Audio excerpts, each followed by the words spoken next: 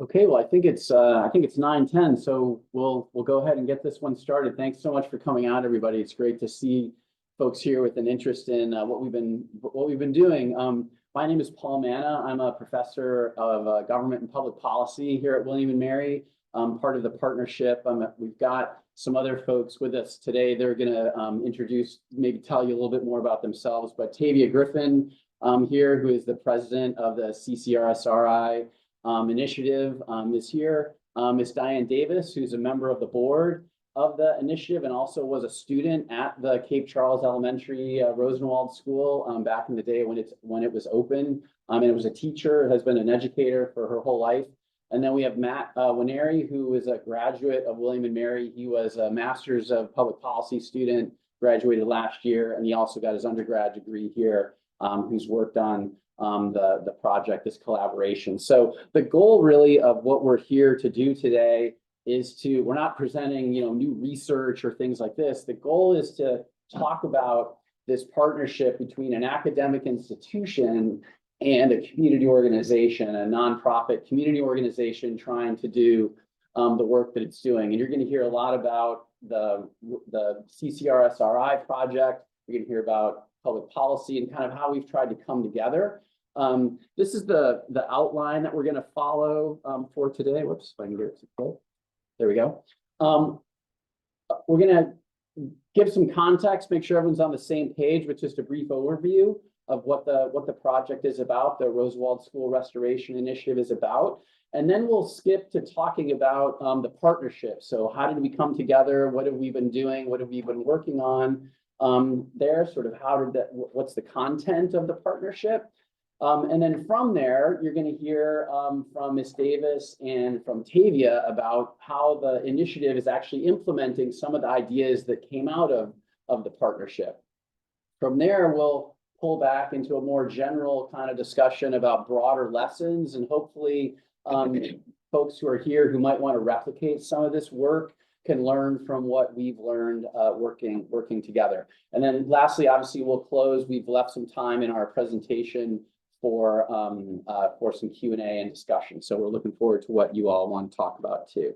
Okay, so let's get to the overview, and what this part's going to really try to answer these two questions for the audience. Tevya and Ms. Davis are going to take it from me on this part to help you understand what is the CCRSRI and what is it trying to accomplish. So I'm going to hand over to them and let them come on up to the podium.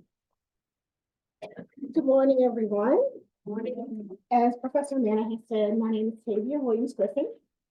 I happen to work in the city of Williamsburg. I am the Director of Planning and Coast Compliance for the city, but also I am the president of the Cape Charles Rosenwald School Restoration Initiative. And I'll tell you all about that, but first I wanted to just tell you how we got started. Don't know the year, but I think it was 2009. I am born and raised on the Eastern Shore very proudly. And I was on what we call one of the back roads, trying to go get ice cream in Cape Charles with my grandmother. And I've seen this school several times, but for some reason, just this day, the school stuck out to me. I believe it was because of my background. I do have a interest in urban planning and revitalization. My undergrad is from Virginia Tech in urban planning, and my graduate degree is from the University of Maryland in community planning. So I think I was on a break. And decided to get ice cream, which was our favorite pastime. And I passed the school and again, seen it several times, but for some reason, this time I asked my grandmother, what was that school? I asked her, what was that building actually, because it was closed. And on the front, you'll see some pictures. The front actually said, eel packing plant. And I'll explain all that, but it said eel packing plant. And so my curiosity was, well, what is that building? And she said, well, that was a building that was used for Black children, where Black children from Cape Charles went in the 1900s. And I said, okay. And my question then was, why is it just sitting there? And so I happen to know Miss Davis. Miss Davis happens to be on our panel, but she was a teacher, one of my teachers in high school. And so I called her and I said, do you know anyone that went to that school? And she said, well, yeah, I did. And I said, oh. So my husband and I, we got together a group, we got together some people from town council. We talked to Miss Davis. She gave us some names of other alumni. And that was when the idea of not really revitalizing the school, but looking at the history of the students that went there and the alumni that were there. We had some teachers that we still were living and we wanted to get their oral history. So we started with the oral history project. And just to tell you how long this has been, my first child was born in 2011, and we have pictures of her in my mother's lap when she was 6 months, and she is now 14. She just turned 14 March 1st. So again, this was a grassroots effort. And at the time, the person that owned the building was the daughter of the owner of the eel packing plant. And she was not interested in selling, and the building actually was listed for $1 million. And so we knew at that point, the idea of purchasing the building wasn't something in our view. It was more of preserving the history. And we went further, and the K. Charles Rosenwald School Restoration Initiative actually became a nonprofit in 2012. We had a wonderful board who helped us reach that goal. And right now we've evolved into a nonprofit, and our mission has changed. In 2019, we were fortunate to be able to purchase the building. And of course, we purchased before COVID. And let me tell you how we purchased the building. Funny story, I got a DM on Facebook, and the DM said, are you still interested in buying the building? And the answer was yes. And the person said, well, give me a price. And I said, well, I don't think we should negotiate a price on Facebook, but we'll have our real estate agent give you a call. And it was wonderful because we were able to purchase the building for $275,000. Wow. Yes. Thank you. We were excited too. And that was a big difference, of course, from $1 million. So our mission now is unifying and energizing Virginia's Eastern Shore through community partnerships and opportunities for fellowship, lifelong learning, and economic empowerment for all. Our vision is a place where a vibrant Eastern Shore community gathers to learn, play, and prosper. We are excited about the mission and the vision, and I will tell you, we had thought about this for a long time, but it wasn't until we came into partnership with William and Mary and Professor Josie, and we'll talk about that later, who helped us during some board training where we were able to hone in on our mission and also hone in on our vision. So just for those who may not be familiar with Rosenwald Schools, we like to call them Washington Rosenwald Schools. And so Washington, everybody knows this is Booker T. Washington, and he was the brainchild behind these schools. And Julius Rosenwald was his partner in this endeavor. He came along, Booker T went to him and said, I have this project I would like for you to work on. We would like to educate African Americans in the rural South. And Julius Rosenwald said, yes, I will help you. And of course, this is a very abbreviated version. But over the years, 5,357 schools were built in the rural South for African American students. In Virginia, 382 schools and training colleges and shops and training schools were built. 256 of those buildings have been demolished. And all of them were not demolished. Some of them just went into decay and they were derelict and they came down. Only 126 of those buildings are still standing. On the Eastern Shore, 4 buildings were built, and now 3 remain, and there's only one that was built in Northampton County on the Eastern Shore. There are actually 2 counties. There's Accomack and there's Northampton. That's a big rival. We are from Northampton, and Cape Charles is in Northampton, and we have 1 school, and that is the Cape Charles Rosenwald School. And we're trying to get away, and we're working on our naming now, but it is known as the Cape Charles Elementary School, the school over the hump. And Ms. Davis will tell you, when they went to the school, they had no idea who Rosenwald at the time was and didn't know the collaboration between Julius and Mr. Washington, it was their school. It was the K-12 school. And now I will call up Miss Davis because I want her to give you just an overview of her time at the school.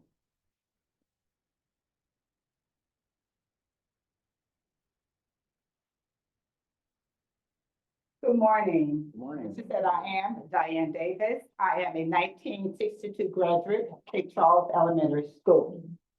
Now, my time there, of course, during the time we were there, we did walk to school.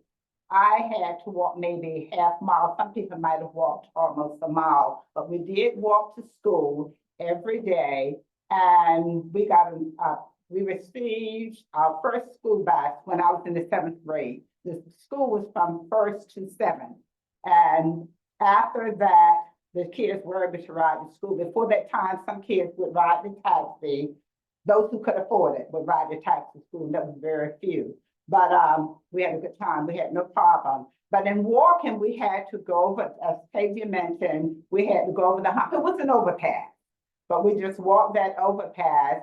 Or what I did during that time, we always had safe patrols. I used to have one because the fact we had to cross Mason Avenue and we had the safety patrols out there to stop traffic and all, which was fine. But it was all good, regards to where we had to go, because our school was actually located in front of the dump. That's where they put us. But you know, with all of that, we still got our education. We might have had the books that were all marked up, which we did get, but the workbooks were not. So all of those things were very important.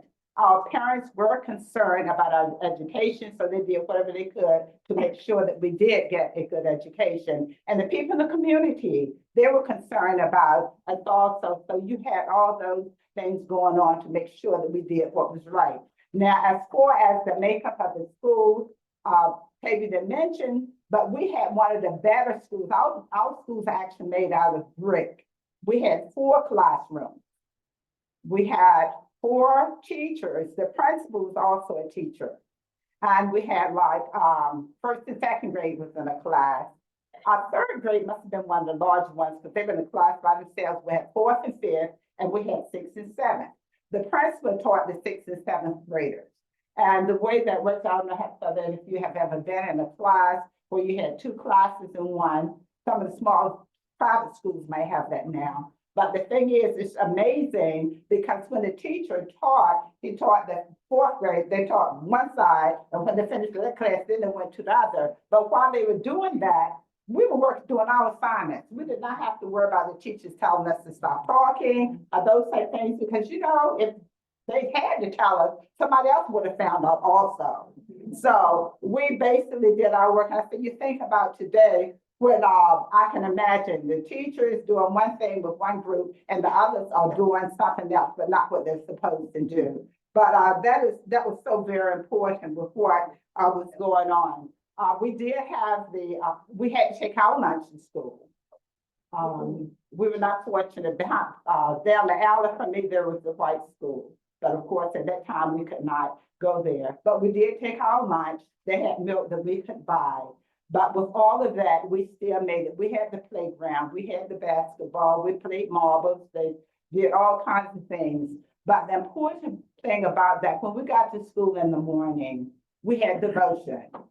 No, can't do too much of that now. We had devotions, and then we went to our different classes. And this was very important because it kept us with the respect for each other. And this is a concern. This is what we even need today. We had the PTA meetings, and our parents did attend PTA meetings, not like to do today because it's hard to get parents to come out for those meetings.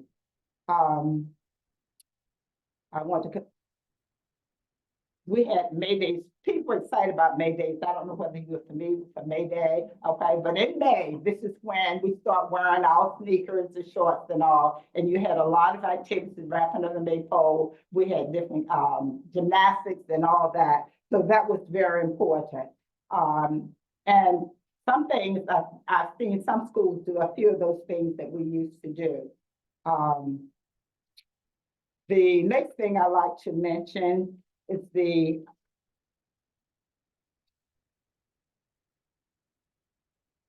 the school, she mentioned when the school closed. I graduated in 1962. Once we graduated from Cape Charles Elementary, then we had to be transported about 30 miles to Northampton County High School. And of course, a bus was used for that, which was important. And she did mention that the school closed 40 years. When I moved back home in 1978. That it was amazing because I really didn't know all these things had gone on. The school had been stolen, that it had been turned into an EO factory. Normally when we say people, what is that? And I used to EEL, it was an EO factory. And that factory, of course, but because it was a factory, they do our auditorium, they did turn the floor and all those type things. But we were able, with the renovation that we're doing, that was kind of expensive, but we did get those things back in place, and we're looking forward to getting the building. Now, when I think about what we have now, our school will be used for, we'll be partnering with the Eastern Shore Community College for classes, workforce classes, and others. We do, somebody approached me recently about GED classes. Because the fact the Eastern Shore Community College is located about 45 minutes away, and people do have problems with transportation. So once we get that set up, they will be able to just, well, if they live in the lower part of Northampton, we do have a local bus called Star Transit. They could get Star Transit, which we would have to try to get if they would swing by and drop people off at the school. So we're going to partner with the community college, which is needed. We're going to have a commercial kitchen. We will have a museum, and we will have in our auditorium, it is a meeting place. It can be used for a lot of things, receptions and those type things. And one of the things about in the town of Cape Charles right now, we do not have a nice meeting place. When we want to meet with a large group, we have to go out to the Y now. So that would be ideal, not only for the town of Cape Charles, and this is what we want people to understand. It's not just for the town of Cape Charles, it's not just for a particular group, it is for everybody. That is very important on the Eastern Shore, and because Cape Charles is a tourist town, it is the tourists that are coming in, they will have the opportunity to use the facility also. So we are still raising money. And like I said, she's mentioned, we have the roof, we have our windows, and I am so proud of these young folks. I call them young. These young folks, because they know the technology, and they have been working hard to get us where we are. And I'm so proud of them. God has blessed them down through the years. I'm looking for, and I've been telling people, when I have a lot of my meetings, we usually have to go to the next county. That's 45 minutes away, which is important. And right now we have a capital campaign going on also, which is important, and we're trying to raise money to fix the inside of the building. So if you have some money you want to get rid of, we'll be glad to. Okay, problem. All right. Okay, and Tevya mentioned that we did have the roof and the windows and all, but then we ran into COVID, and you know when we ran into COVID, everything went up. But we're making it. God has blessed us to get through that. The town has given us property. I don't know what she mentioned, 6 acres of property. So in addition to what we had initially, we have more space so we can, once the landscape is done, which is really going to be nice, there'll be trails and all those things for people to actually come and be able to use. So we appreciate that. There was a pond during our time when we were there, and it was in the back of the building. I never went to it, but those guys did because they had the tadpoles and all those type things. So they have preserved that. So that pond will be there and probably look a little better, but it will be there, which is great. So it's so much that we are looking forward to, and the people coming to just see what we do have, and not only coming to see, we want people to utilize the building, because the building has to be taken care of once it's there. Money is going to be needed to that, so it will have to be used. And I think it will, because it is something that is actually needed on the lower part of Northampton County. Let me know if my time is up. I think your time. All right, so please feel free to come visit us. We have a soft opening, and then come visit us with other things we might have. God bless each of you. would like to say thank you, Ms. Davis. We have thus far raised $2.3 million through, yes, it's been awesome, through grants. And that's not the in-kind donations for various things that we have had going on. But as you mentioned, we are in the capital campaign. You can go to our website, and the website will be on the screen later. We're going to turn this over to Professor Manna. So after you make your donation to the Lemon Project, make your next donation to the Cape Charles. I just want to make sure we're good with our sponsors here, right? Agreed. Both great causes. So what we're going to do now is talk more, now that you have that context, we want to talk more about the actual nuts and bolts of the partnership and how it's unfolded. So I'm going to talk about sort of some of the classroom, faculty side elements of it. And then Matt's going to talk about some of the other sort of outside class and other kinds of things that he's worked on. So in general, I also want to say from the William and Mary side, there's been basically 4 groups of people involved in this work. One is faculty, myself, and my colleague, Alexandra Josie, who's an award-winning faculty member here. She's been part of this work, and Matt's going to tell you more about that. We've also had our Masters in Public Policy students involved. We've had staff from the public policy team helping us when we've done some events and things. And then lastly, we've also gotten some financial support from our board of advisors for public policy. So that's important because what that means is all the stuff that our students and our team does on our side when we host events and other things, we don't have to ask the Rosenwald School to put up their own money to do it. So this is, I think, an important element of the partnership that's made it, financially attractive to them. And it's also great for us because our board loves to support our students doing this kind of work. It's a win-win. So in terms of the classroom work that I want to mention, so the discussions with Tevya and I began probably almost 2 years ago, actually, and we didn't really have a good plan for what we were going to do when we started, but we kind of let the fall of 2023. So let's kind of mull it over and figure out what to do. And so eventually we hit on this idea, and I brought it to her, and she brought it to the board, and they agreed. Is what we did is we created a project within one of our classes. So I was teaching a class in the spring of 2024, which is our required applied ethics class for Masters in Public Policy students. So this is a class for all second-year students. Matt was in that class. And the curriculum is geared towards helping the students figure out sort of key values and key value tensions involved in the policy process.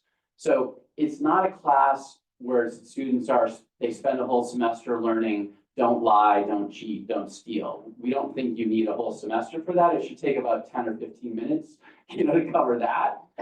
So really it's about what do you do when good ideas come into tension?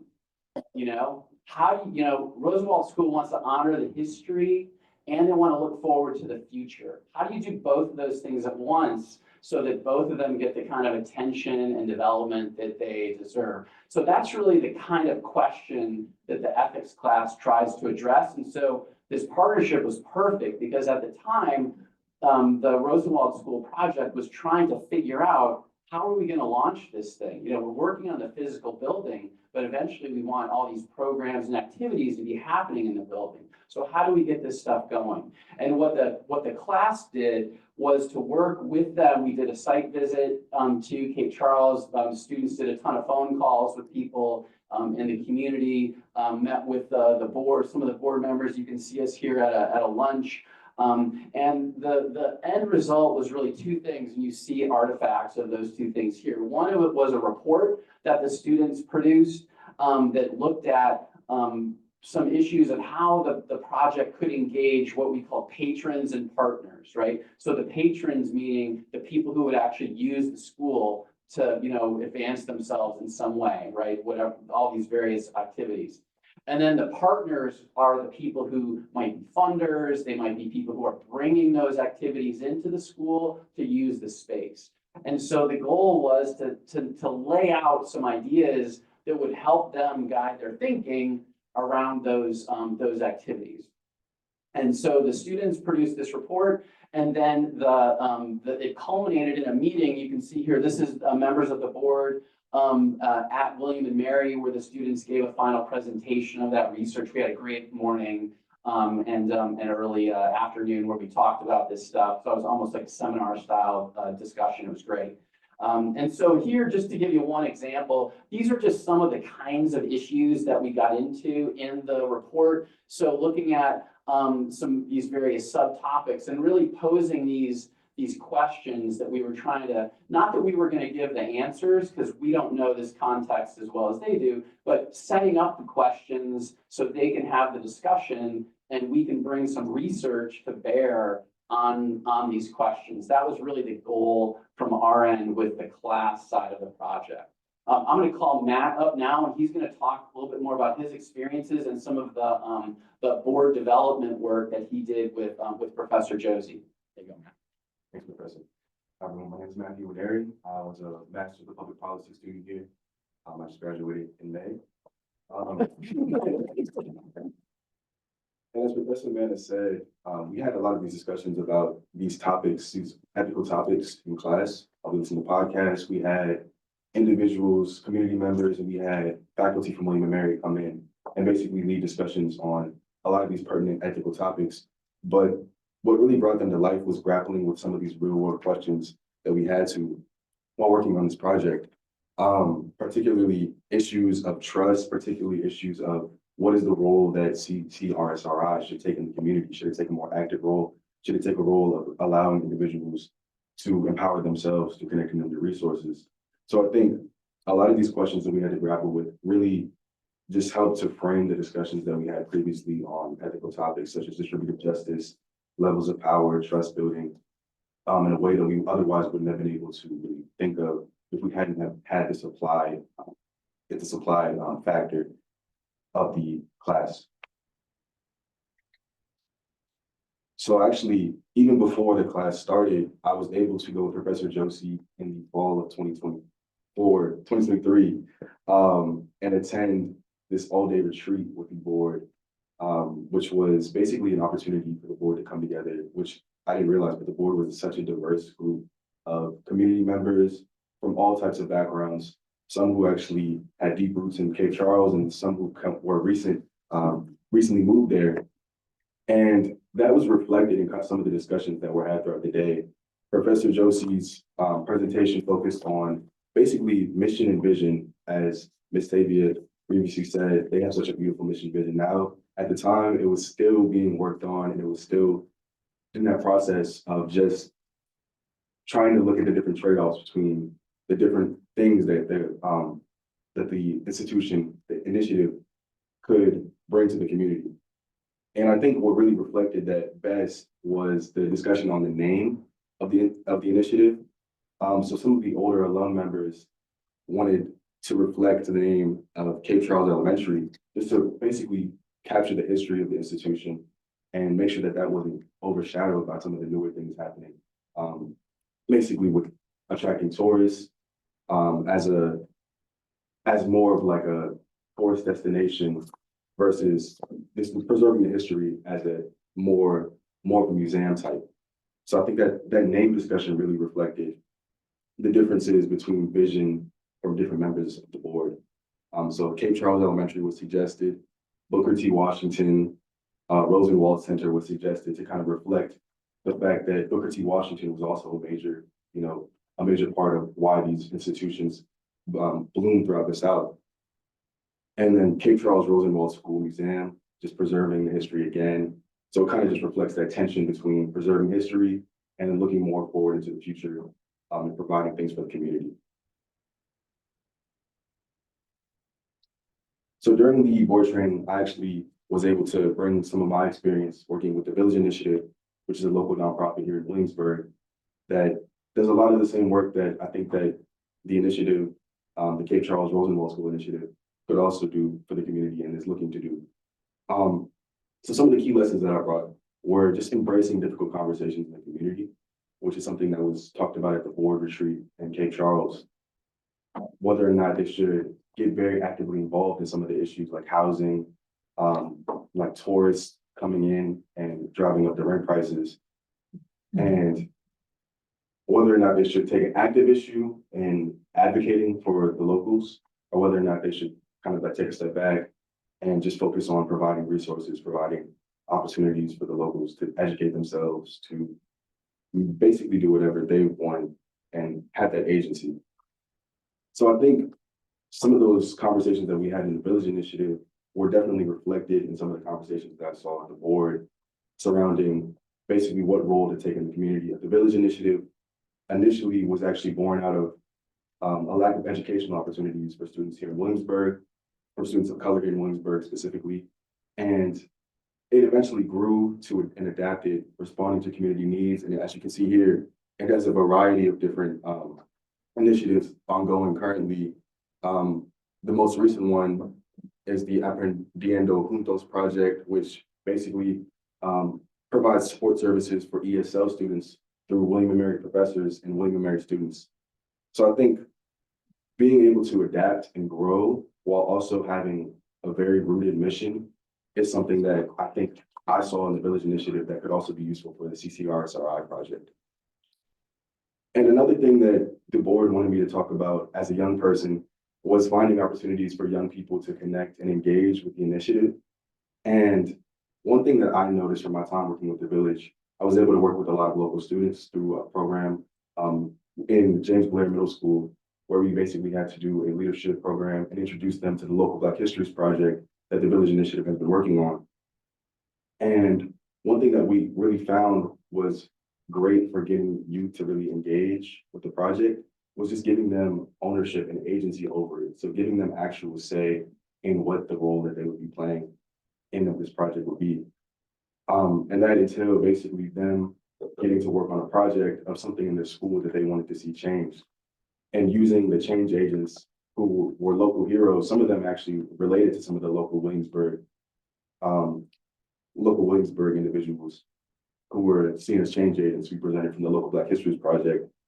And we saw how this really empowered them and enabled them to really take ownership of the project, and just giving them a platform to really contribute and not just be a passive participant in those types of projects.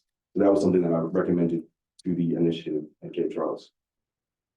And then going back to the first thing on the slide, embracing difficult conversations with the community, we were able to work with the integrating class of 1969 during my time with the Village. And we actually were able to bring them into the classroom with students and kind of bridge that intergenerational divide that really still reflected in Williamsburg in terms of the opportunity gap in educational opportunities.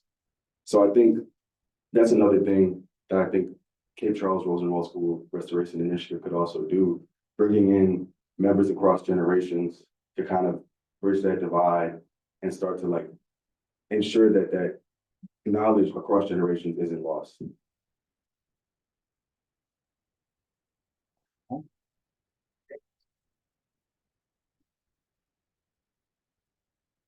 Okay, so that's the picture from the William and Mary side. I'm going to hand over to Tevya and Ms. Davis to talk about how the initiative has started to incorporate some of these ideas into their work. So, Thank you. So one of the things that we talked about when Professor Josie came for one of the board retreats was values, and really setting a culture of how the initiative was going to be set up, and also how we were going to be in the community and how the community saw us. And just to give you some context, in Cape Charles, or if you live on the shore, there are some who actually don't go into Cape Charles because Cape Charles has changed from a community of mostly homeowners that actually reside there versus vacationers who have homes there but have them as VRBOs. And so a lot of even the shops are not shops that the locals would want to go to because they're more touristy kind of shops. I love them, I think they're awesome, but I also don't live on the shore right now. So that's probably why I think that. So some of the values that we talked about as a board and that the students had us consider were social justice, inclusivity, dedication, responsiveness, and transparency. And so right after the meeting, we then had like a hot wash. The board had a hot wash, and we said, okay, this is how the students saw our initiative, which is important. What are the values that we agree with? And if we don't agree with all these values, what are we going to replace them with? And so we decided to keep social justice, inclusivity, and dedication, but we wanted to change responsiveness to community engagement. It may seem like the same thing, but we knew that the one thing that we didn't want to do is to create a school, create a community center where it was just what we as a board thought needed to be there. Because that does exactly what people have been talking about has been happening in Cape Charles. And so we said community engagement is really key. And the other thing was lifelong learning. So as Matthew said, lifelong learning, multi-generational learning. And to give credit to the alumni, when we got them together, there was hardly anyone who said that we just want this school to be a museum. All of them said, yes, we want to have a historic exhibit. We want to show the history. We want to have a place for that. We want to sell different things, but it's important that everyone, one, be invited to this school. It used to be a place where only it was segregated, but we want everyone to be a part, to be able to come. We want to be inclusive, but we also want it to be multi-generational. So now this, I will tell you, this looks very complicated, but I know it's not. So one of the things that was important and that the students talked about was determining our community. Who is our community? So they put together this pyramid that talked about community in Northampton County. And they were right. We had thought about community, but we don't think we thought about it in this detail. So we were like, how do we as a board create this community? How do us 15 to 17 people go out and do this work? And what we concluded is that we could not, and that we needed ambassadors. And so that's where Ms. Davis comes in. Ms. Davis is the vice chairman of she's the liaison for the advisory council. And I'm going to let her explain what the advisory council will do for us and is doing for us. With the advisory council, which at this point, I'm very proud of them because when they came in running. Before we actually got them, we put out information inviting people to participate in it. So it was up to them if they were willing to do that. And of course, they had to do an application. And we found out their different areas of expertise, which is very important. Because of them, all of them were working in some phase that we would be using for the initiative. So with those that came aboard, and then others have asked to come aboard since that time because they feel that they can be of help also. So we are working, and we went through like maybe 4 or 6 weeks of actual training, going over the different things with them at the very beginning. Now they have finished that. So we've had several activities where the advisory council have been working. They have been out there. We had one particular activity where we dealt with the initiative with the Rosenwald schools and all educated people about that. And they were very helpful in getting the word out, getting the people coming. We had over 170, over 100 persons that did come out for that particular activity. And we are constantly doing things. Right now, we're working on getting the word out to the pastors, because you know the pastors on the Eastern Shore, they come in contact with many people. So as we said, we want everybody to be engaged. And if they understand what the initiative is all about, it will help us to get those other people to come in and come aboard to be willing to participate in what we'll have at the school. But if they don't know what to come to. So those passes would be very beneficial to us in what we're trying to do. Tevya mentioned about the makeup of the town. Yes, basically, even though town will not admit it, over 60% of the town of Cape Charles now are actually short-term rentals and second homes. So the type of stores that we have in town are basically design, it's really for tourists with the prices that you have to pay for things. And this is why people don't come. We don't have those type stores that would actually bring them in. Like when I grew up, we had the grocery stores. It was really the downtown area. So all that has changed. But the thing is, we got to get the people coming in and we got to get them to buy into what we're planning. And this is why we're going to them. What do you want? And this is what we want to find out. We find out what they want. Then we try to put those particular things in place. Thank you, Ms. Davis. And so to help us with that, one thing that Professor Josie told us, and we knew that we needed this, but it was pulling the trigger and also having the money to pull the trigger for this. And so we recently hired a community engagement fund development consultant, and she has been wonderful. She started probably, I think she started February 27th, actually. So we signed a contract with her, and she has been phenomenal.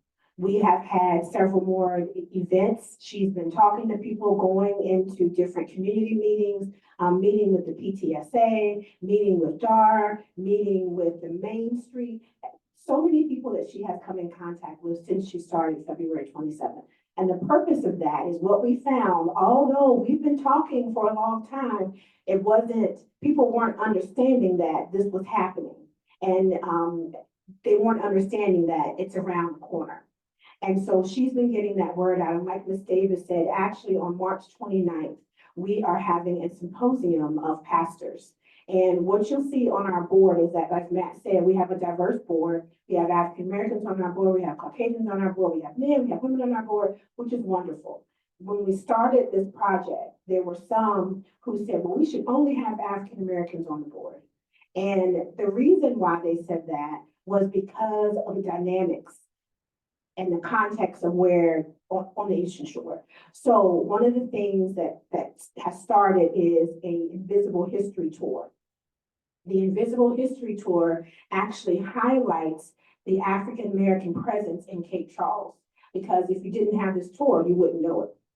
Some of the things that African Americans built, actually the sidewalks that actually have the name of Mr. Godwin, who actually laid the sidewalks, who is African American, you would not see that in Cape Charles at all. And so the Rotary Club put together this tour, and the last leg of this tour, we're number 12 on the tour, is the school. And the school is actually the only building that is still left that is in place on the tour, because all the other buildings have been demolished. And if you're familiar with Cape Charles, there are several, and Ms. Davis can tell you, there are the streets that are named after fruit are which streets, Ms. Davis? You have Fig.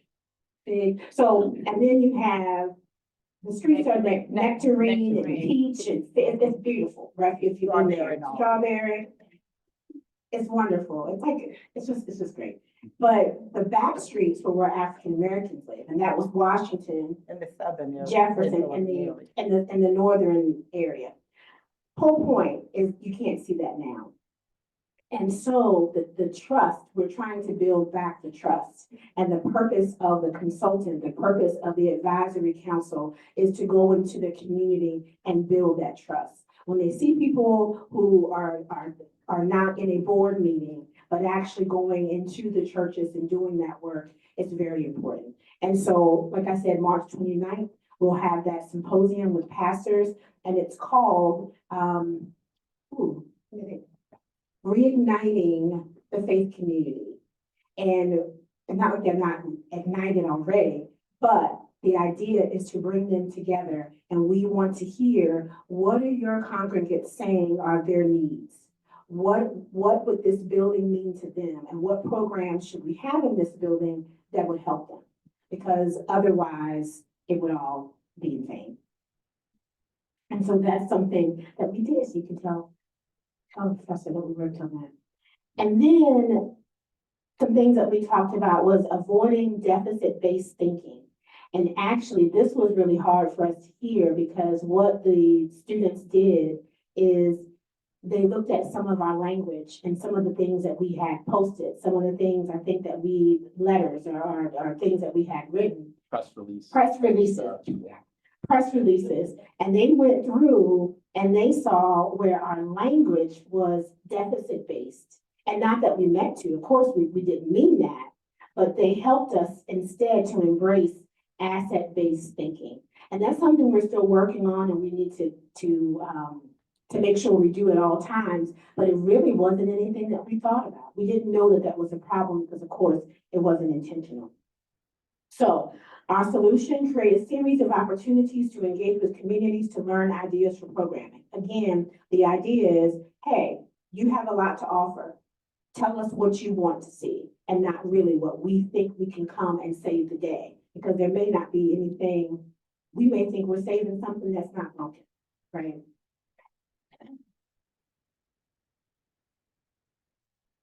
So this next one, Ms. Davis, do you want to do this? Opportunities and trade-offs to consider.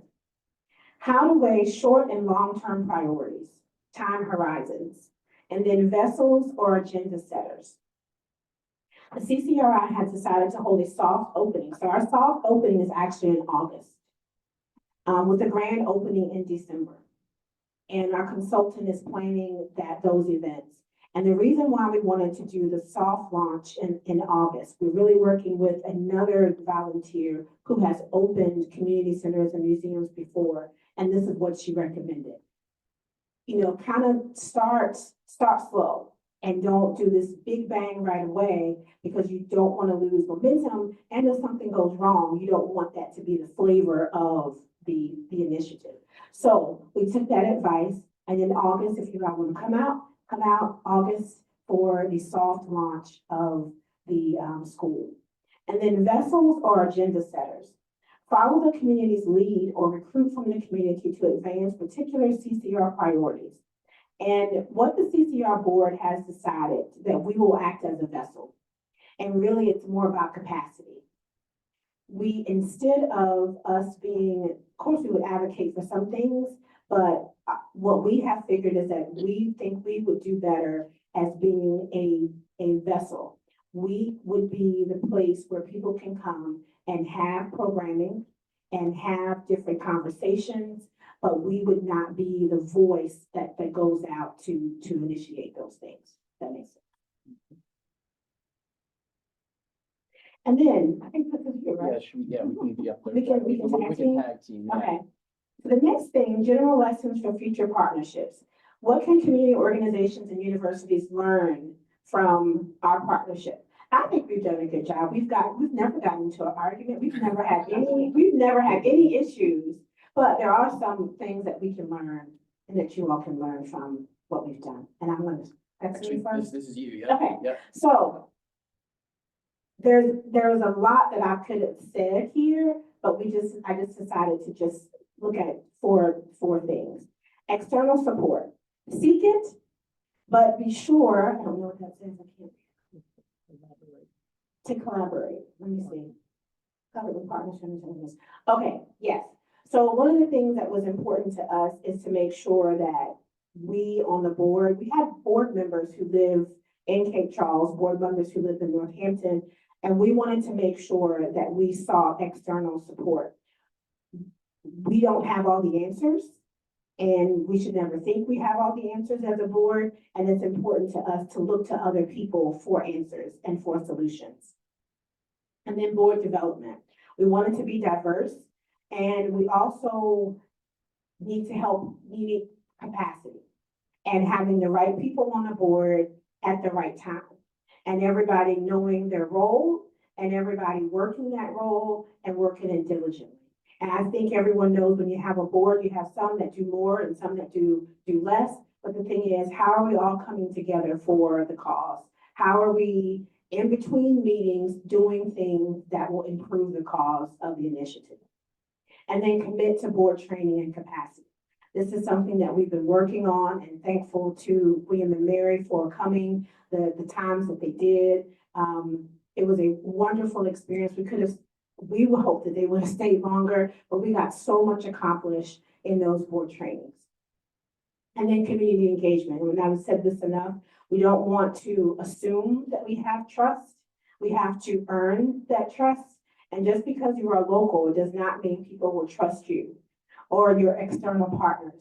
And I think I've learned that. So I'm thinking I'm born and raised there, and others are born and raised there, but still, that doesn't mean that people will trust you automatically. You have to earn that trust. And that's really why we have the community ambassadors, the people that are already there. And so it was important to us to have the Greek community. So we have Miss Davis, who is an AKA. There's another person on the board who's from Delta Sigma Theta. There's another person that's a Zeta. And how can we use those connections to help the cause of the Rosenwald School, and also for them to look into their community to say, okay, who do you know that you can tell about what this initiative is about? And then act early. You actually have less time than you think to get things done. And now that August is like around the corner, that's really something that we're thinking about. There's so much to get done.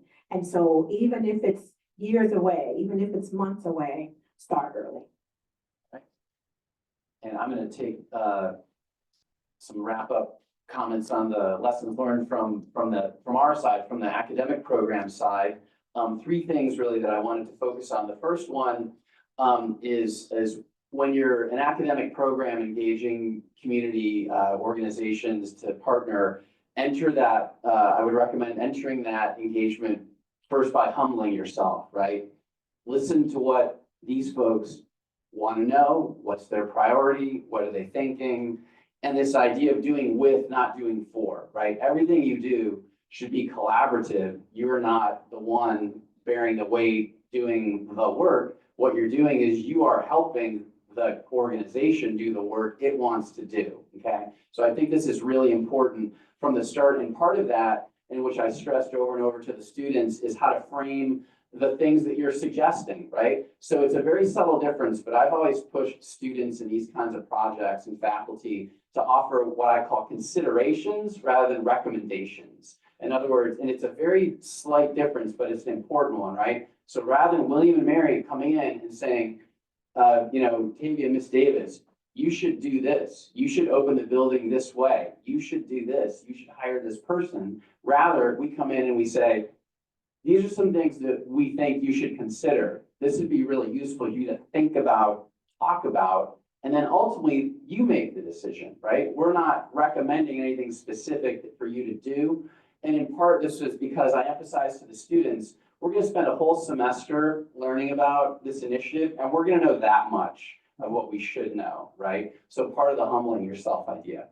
At the same time, though, the second point, leveraging your comparative advantages. Academic programs engage the community, and they bring some things that the community can really, take advantage of. We have research skills. We have tools that our students have learned. Our students learn how to, do interviews with people for research. They learn quantitative analysis. They learn economic analysis. So there's a lot of things we can bring to the table. And in particular, I thought Matt's example of the Village Initiative was outstanding. Because as you know, many community organizations, they get so locked into their own thing for good reason, it's hard for them to think about what might be those other comparisons. But as researchers, as faculty who've been involved in other things, and as students who've been involved in other things, we can bring those cases to the table and say, hey, you might not have known about this one, but here's something you can think about. And then lastly, leave more than you take. Right? There's a great sorted tradition in academia of researchers blowing into communities, gathering their data, interviewing people, maybe wrecking some stuff, and then they leave and write an article that benefits their career somehow. And meanwhile, there's some dust, and damage left in the community. And so I would say, there's nothing wrong with writing your articles and your papers about the things you're doing. But that shouldn't be the priority when you're doing a community partnership. There are other places where you can make that the priority, but if you're engaging a partner to help them solve a problem, your article should be like down the list of the thing that you should be concerned about, and it really should be the goals of the partner that's the most important. So those are some things we've learned. Hopefully that's helpful to you. We're gonna close there, and just really we've got, I guess, about 15 minutes. For conversation. Maybe should we all just come up here and just kind of a little easier for people to see than the table, is that all right? Sure. So I would say just what kinds of questions do people have? We're glad to just kind of start wherever we want. Maybe over in do you want to use the mic to? Yeah. I'll be the You'll run it back and forth, okay. If you want to sit, yeah, that's fine, yeah.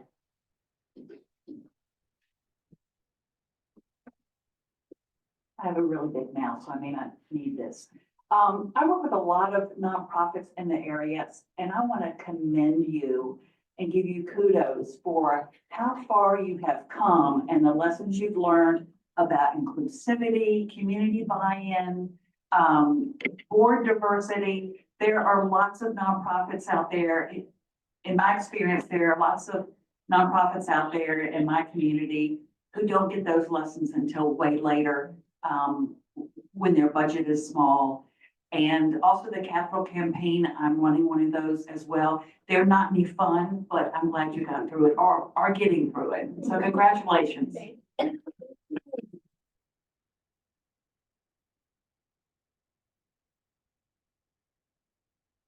So I chose this workshop based on Rosenwald.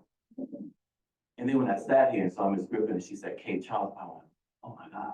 So are you guys aware that Colonial Williamsburg is building a descendant community of people that were enslaved at Eastern Shore? No. Right. So I want to thank the Lemon Project. I wish Juwan was still here for bringing people together. So right now that descendant community is me. So I descend from people that were enslaved at Arlington and Cape Charles by the Custis family in the 1600s. And so I'm working with Colonial Williamsburg to build up that descendant community. And I'm having a hard time breaking in to the community. I can see you on my DNA matches. Me? I've got, well, the people of Eastern Shore, right? I can see you on DNA. I've got the paper trail all documented. I present on this, but I cannot connect to the real people. I actually did a genealogy workshop at Marion Smith School last summer, trying to incent the community to come work on their trees. I got nada. I got non-local people or non-enslaved based people, right? And so I've really been trying to get into the community to get them to do their trees so that they can join this. Colonial Williamsburg is excavating the home of John Custis IV. So they need a descendant community. So I volunteered because I had just done that genealogy work in Manna, right? But I can't get anybody else other than all my gazillion cousins in North Carolina. So if you don't mind, I'm gonna talk to y'all to your city. I would love to.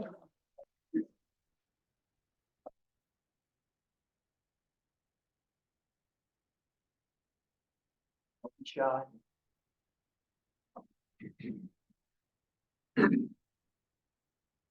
It sounds like you're dealing with gentrification. Yeah. How are you gonna deal with that? Will anybody from your community be around in 20 years? Can they afford it? In our community, at this point, I've thought about that also, because many of us will probably be gone, and that's why we have to bring some younger people in. And I'm wondering how it will eventually be, will it become almost all short-term rentals? Because all the property that's being built are now short-term rentals. So that is a good question. I have thought about that, because that is a concern, but hopefully we have somebody to carry on. And that's what we're looking forward to. So that's why we're gonna have to bring some younger people in who will probably be here. They have carried on.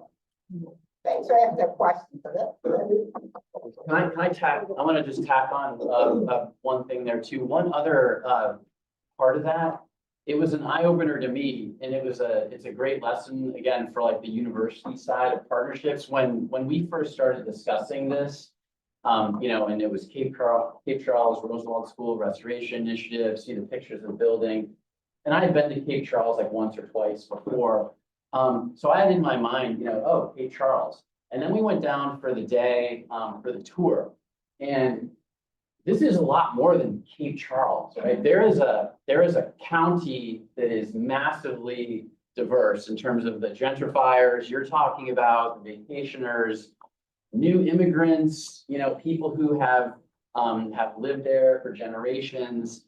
And there's just so much happening, right? And so what is it? It's the born here's, come here's, dragged here's, I think is the local lingo. And so the eye opener to me was, wow, this is a lot more than just Cape Charles. And so I think that vision is going to help, I think, address some of what you're talking about, because it's not just the town proper, it's the focus. Yeah, but it's a great point. My question is, well, I have two questions, if I may. One was regarding the 6 acres. I know that you mentioned, I think the county or the town gave, and I know you mentioned maybe walking trails. Could you talk more about the plan for that? And if that would ever, kind of be merged with the commercial element? I know what you said about the Airbnbs and Vrbo's and stuff, but I just didn't know if that was kind of just future plans about the 6 acres. I'm also curious about there's a ton of Rosenwald schools, as you said. I don't know, is there a network that kind of brings those together nationally or even Virginia-wide? I worked indirectly with the Rosenwald School in Franklin, and that's the only one that I was familiar with, and that was a housing project. But is there a nationwide kind of group bringing that together? So I'll answer the second question first.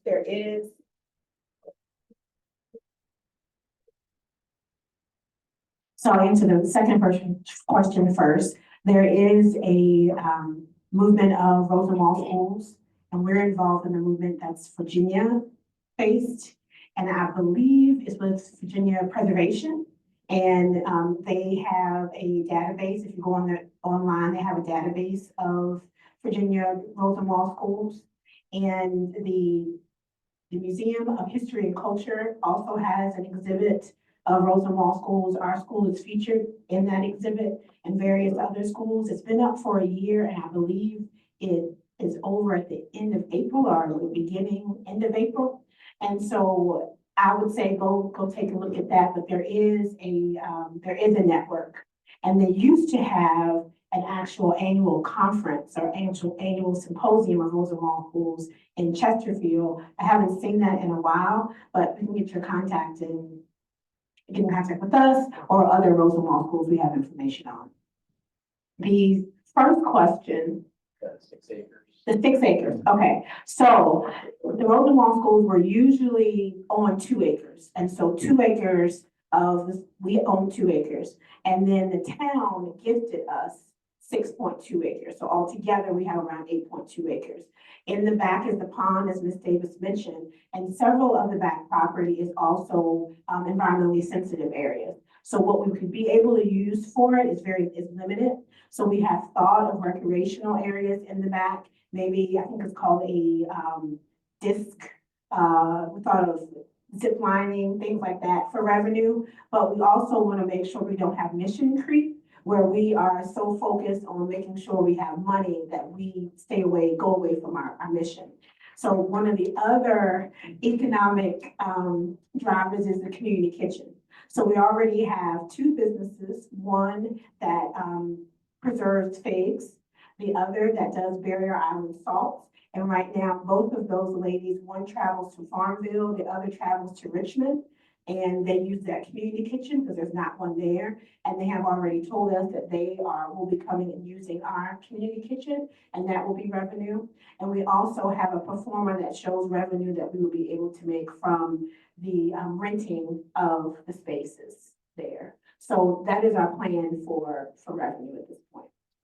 We do have a trail system, so there is a rails to trail, and that rails to trail is in Northampton County from Sheridan into Cape Charles. And we would love to try to figure out a way to connect that trail to our trail system in the back so people could then use our space. So we're working on that as a project also. I would just like to mention one thing in reference to the museum that's in Richmond, where we have our exhibit. If you live in that area, you should really go by to see it, because they do have a list of all the Rosenwald schools in the state of Virginia, those that have been demolished, those that have been renovated at this particular time. It is really interesting because we had a 4-room schoolhouse. Some had 1 room, and then I found out by going there, because we were invited to the opening, some had actually campus, but the teachers stayed on campus. They had training centers and all, so it is really interesting to see that exhibit. Can you just reiterate what that exhibit is? It's the Virginia, it's at the Virginia Museum of History and Culture on Ash Boulevard. I think it's in Richmond. In Richmond. Thank you. Historical Society, but they'll do historical society. Yes, yes. We have one question from Zoom. Could you please speak to how you navigated the structural power dynamics between stakeholders to keep the community voices centered and leading? I think I can remember. So one of the things that were very important to us in the beginning is that we had alumni on the board. So we've never had a board structure that did not have an alumni. So Ms. Davis is one of probably 3 or 4 alumni that are on the board. And these alumni do live on the Eastern Shore. And that was one way that we have kept the community centered. Another way is several of our board members are also from Cape Charles or live in the area now. What we realize is that, yes, those are the board members, but it still doesn't mean that you are outreaching into the community. And so we would do various different events. We would have our annual meeting. We had an event on the grounds called Mosier Day. And we felt that we were doing community engagement, but we figured out we really weren't doing community engagement. And so now with our consultant, we're making efforts to do that. And really everyone is a volunteer. And so it's very difficult when some of us have jobs or have kids or retired. And so we found it to be very difficult. So that consultant coming on and also the advisory council. Again, the advisory council is made up of people, some alumni, and then some who are not alumni, but really love the cause, and they're working in their community. So we tried to get people from different communities, as Matt talked about, sororities, educators, so we can do community engagement. So when they say power, I'm not sure about the power, they say power struggle or power dynamic? Structural. Okay. I hope I answered it, but that's what we've been doing.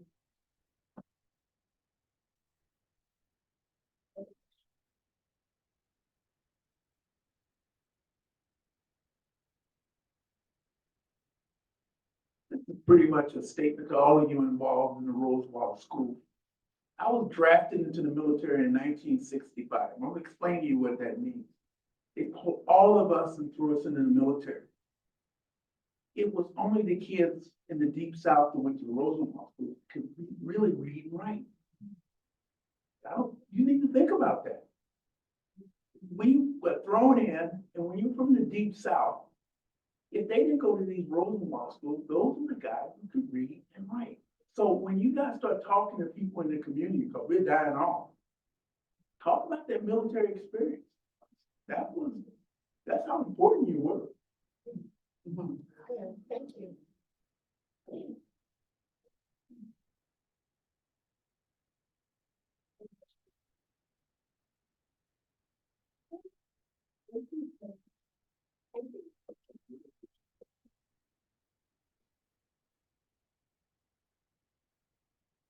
Good luck, show, Monet. Yes. You are. I know, I mean, are